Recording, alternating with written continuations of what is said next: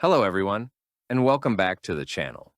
This is a chess course for absolute beginners. In Lesson 1, we talked about attacking and defending pieces.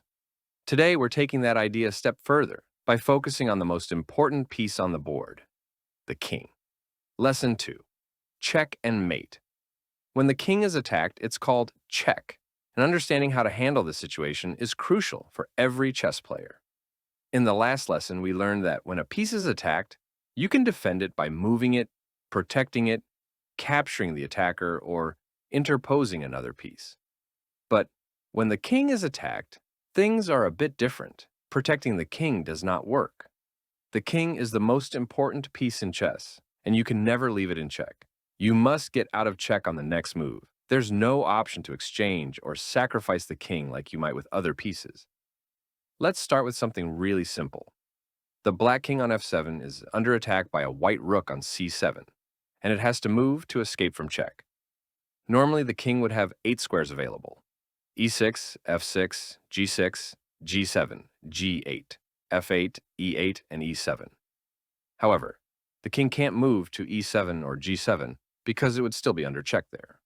Therefore, black must move the king to one of the 6 remaining squares. In this position, the white king is in check from the black queen on e4. While the king has 4 available squares to move to, a much better option is to capture the queen using the pawn on d3.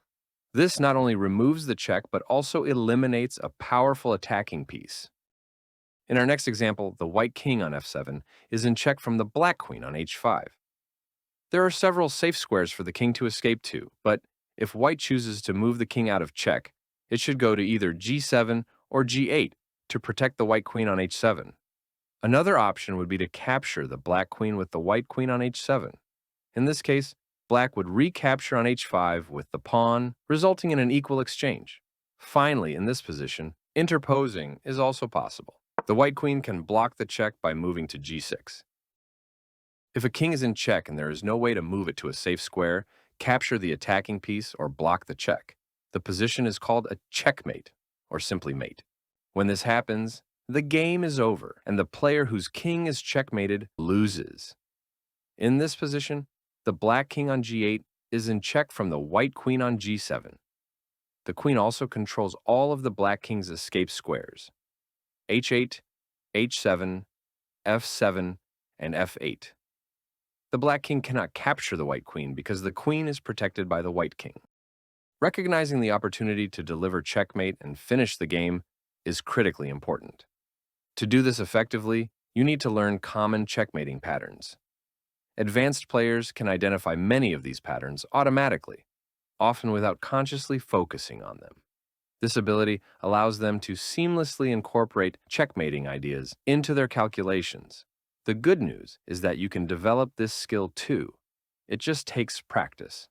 And every journey starts somewhere, so let me introduce you to a few basic checkmating patterns. One of the simplest types of checkmate involves the attacking piece being in close contact with the enemy king. For this to work, the attacking piece must be protected by another piece. Otherwise, the king could simply capture it. The queen, being the most powerful piece, is particularly effective for delivering this type of checkmate. These checkmates often occur at the edge of the board, where the king has fewer escape squares. Any side of the board can be involved, and any piece can be used to protect the queen. When you are close to delivering checkmate, there are often multiple ways to give a check. Before making your move, it's important to pause and consider how your opponent will respond. Think about the escape squares available to their king. If there are none, your move might result in checkmate. However, if you choose the wrong check, the king could escape, and the opportunity may be lost. For example, in this position, the correct move is queen to g8, delivering checkmate. Here's another position. You might be tempted to play queen to a5, giving check, but in that case, the black king could escape to b7. The correct move here is queen to b6, delivering checkmate. If the king is not adjacent to the edge of the board, a close contact checkmate can still work, but it requires additional support. This support can come from your own pieces or from enemy pieces that block the king's escape routes. For example, in this position, white can play queen to f5, delivering checkmate, because the escape squares on h6 and g7 are occupied by pawns. It is also possible to deliver a close contact checkmate with pieces other than the queen, but many squares around the king must be occupied or controlled. For example, in this position, bishop to g7 is checkmate because g7 is controlled by the white pawn, while g8 and h7 are occupied by black pieces. Similarly, a rook can also deliver a close contact checkmate. In this position, rook to f8 is mate. This example is very similar to another well-known checkmating pattern, the classic back rank mate, which usually occurs as a long-distance checkmate. The back rank mate happens when one side castles, does not move the pawns in front of the king, and later in the game leaves the first or last rank unprotected by the rook or queen. Since castling is a very useful move, this type of checkmate occurs quite often. Finally, when discussing basic checkmating patterns, we must mention the classic smothered mate, where the king is surrounded by its own pieces and the checkmate is delivered by a knight. There are countless other checkmating patterns to explore, but this is enough for one session. Now it's time to put your knowledge to the test with some puzzles. In our first puzzle, it's black to move, and your goal is to deliver a check. Take a moment to pause and think about your move.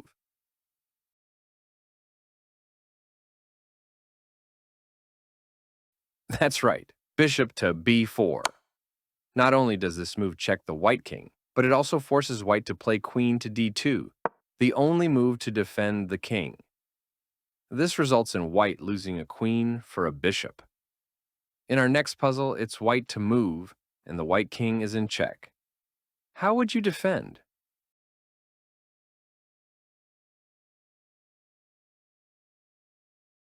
Queen to d3 is clearly a bad idea, as after rook takes d3, c takes d3, black would win a queen for a rook.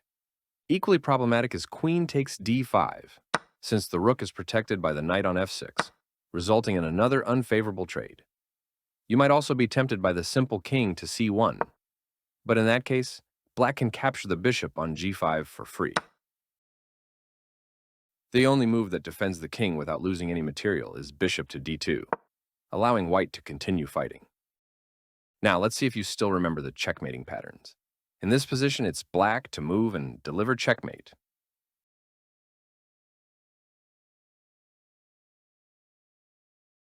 Correct. Queen to g5 is checkmate. Let's try another one. Again, it's black to move.